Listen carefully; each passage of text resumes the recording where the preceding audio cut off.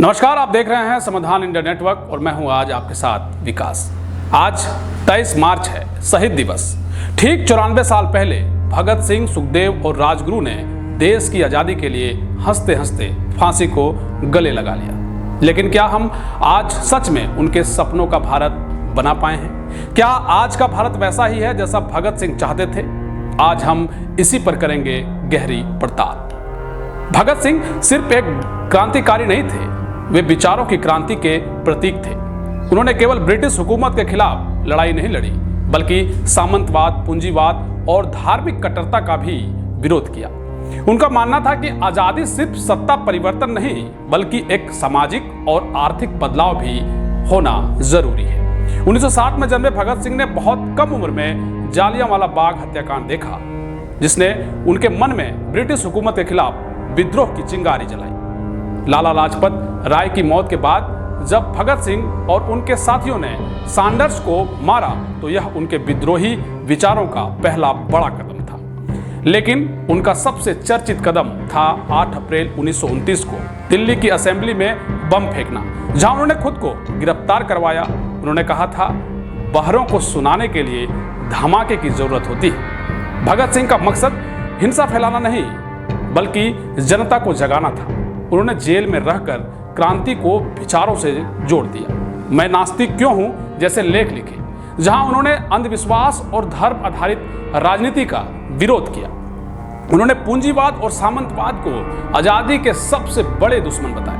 उन्होंने कहा था, क्रांति की तलवार विचारों की धार पर तेज होती है। आज सवाल यह है कि क्या हम भगत सिंह के विचारों को समझ रहे हैं? क्या हम उनकी क्रांति को सिर्फ एक लड़ाई तक सीमित कर रहे हैं, या उससे असली अर्थ को समझने की कोशिश कर रहे हैं? भगत सिंह ने जिस भारत का सपना देखा था, क्या हम वैसा भारत बना पाए हैं? आज हम स्वतंत्र तो हैं, लेकिन क्या वास्तव में आजाद हैं? भगत सिंह ने एक ऐसा भारत चाहा था जहां समाजवाद हो, जहां हर व्यक्ति को बराबरी का हक मिले, जाति, धर्म और अमीरी गरीबी के भेदभाव न हो, शिक्षा और वैज्ञानिक सोच को बढ़ावा मिले। लेकिन आज का भारत कैसा है? राजनीति में भगत सिंह का इस्तेमाल है, लेकिन विचारों की अनदेखी है। हर राजनीतिक दल भगत सिंह की तस्वीर और उनके नारे का इस्तेमाल करता है, लेकिन उनके विचारों पर अमल नहीं करता। आज भी जातिवाद और धर्म की राजनीति जारी है, जिसमें भगत सिंह बिल्कुल सहमत नहीं थे। कहा था, क्रांति का असली उद्देश्य एक न्यायपूर्ण समाज की स्थापना है। भगत सिंह ने पूंजीवाद और सामंतवाद के खिलाफ आवाज उठाई थी, लेकिन आज अमीर और गरीब के बीच की खाई लगातार बढ़ रही है। कुछ गिने चुने लोग अरबों की संपत्ति के मालिक हैं और दूसरी ओर करोड़ों लोग गरीबी और बेरोजगारी से जूझ रहे हैं। क्या यही समानता आधारित समाज है जिसका सपना भगत सिंह ने देखा था? भगत सिंह ने कहा था कि अंधविश्वास और रूढ़िवादिता समाज के विकास में सबसे बड़ी बाधा है। लेकिन आज भी समाज में अंधविश्वास, फेक न्यूज और गैर वैज्ञानिक सोच को बढ़ावा दिया जाता है। शिक्षा को एक व्यापार बना दिया गया है और युवाओं को ऐसी शिक्षा नहीं दी जा रही है जो उन्हें जागरूक बना सके। तो सवाल उठता है कि क्या हम सच में आजाद हैं? अगर हम जात पात, धर्म और संप्रदाय के नाम पर बटे हुए हैं, अगर हम सिर्फ चंद लोगों की सत्ता बनाए रखने के लिए इस्तेमाल किए जा रहे हैं, अगर गरीब और गरीब होता जा रहा है और अमीर, तो क्या भगत सिंह के सपनों का भारत बना, या फिर हमने सिर्फ उन्हें एक शहीद के रूप में याद रखा, उनके विचारों को नहीं? क्या हम सच में आजाद हैं, या फिर हम नए रूप में गुलामी की जंजीरों में जकड़े हुए हैं? भगत सिंह ने सिर्फ 23 साल की उम्र में वह कर दिखाया जिसे हम पूरी जिंदगी में करने की हिम्मत नहीं जुटा पाते। लेकिन उनका संघर्ष सिर्फ ब्रिटिश सरकार के खिलाफ नहीं था, वे समाज की सोच बदलना चाहते थे। आज हमारी युवा पीढ़ी के पास साधन तो है, लेकिन क्या सही दिशा है? भगत सिंह ने किताबें पढ़ी, समाज को समझा और अपने विचारों को मजबूत बनाया। इसलिए आज की युवा पीढ़ी को चाहिए कि वो एक सही दिशा की ओर अग्रसर हो। उन्होंने कहा था कि जरूरी नहीं है कि क्रांति बंदूक से ही लाई जाए, क्रांति विचारों से भी आती है। युवाओं को सिर्फ भावनाओं से नहीं, तर्क और ज्ञान से आगे बढ़ना चाहिए। भगत सिंह ने धर्म, जाति और अंधविश्वास के खिलाफ लिखा और बोला। आज सोशल मीडिया पर लोग बिना सच जाने किसी भी बात को फैलाते हैं। क्या यह सही तरीका है? युवाओं को पढ़ना होगा, सोचना होगा और समाज में बदलाव लाने के लिए जागरूकता फैलानी होगी।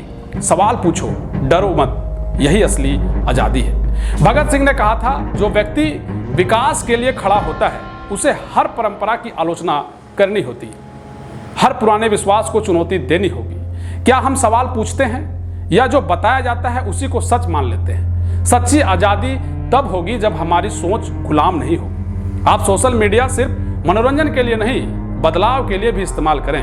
भगत सिंह का दौर अलग था, लेकिन अगर वे आज होते तो क्या सिर्फ वीडियो देखते रहते? आज सोशल मीडिया के जरिए हम अपने विचार और सच्चाई फैला सकते हैं, लेकिन हम इसे कैसे इस्तेमाल कर रहे हैं, ये बहुत महत्वपूर्ण है। तो आखिर में सवाल आपसे, क्या आप सिर्फ भगत सिंह की फोटो शेयर करेंगे या उनके विचारों को अपनाकर समाज में बदलाव लाने की कोशिश करेंगे? अगर आप सच में भगत सिंह के विचारों से प्रेरित हैं तो सोचिए, पढ़िए, सवाल उठाइए और बदलाव लाइए। यही उनके प्रति सच्ची श्रद्धांजलि होगी। आज 23 मार्च को हम भगत सिंह, सुखदेव और राजगुरु को याद कर रहे हैं, लेकिन क्या सिर्फ याद कर लेना ही काफी है? भगत सिंह ने अपनी जान इसलिए नहीं दी थी कि हम हर साल सिर्फ उनकी तस्वीरों पर फूल चढ़ाएं। उन्होंने हमें सोचने, सवाल करने और समाज में बदलाव लाने की जिम्मेवारी दी थी।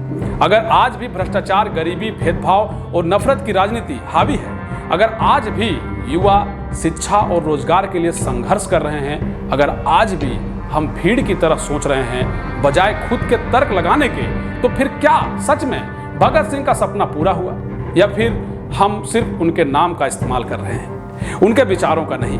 अब फैसला हमें करना है।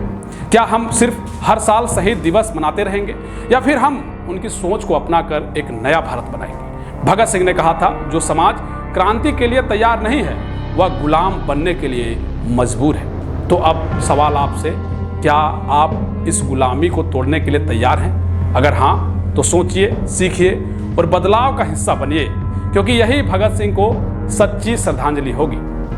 चलिए, आज के लिए इतना ही। मिलेंगे अगली खबर में। देखते रहिए समाधान इंडिया नेटवर्क। जय हिंद, वंदे मातरम।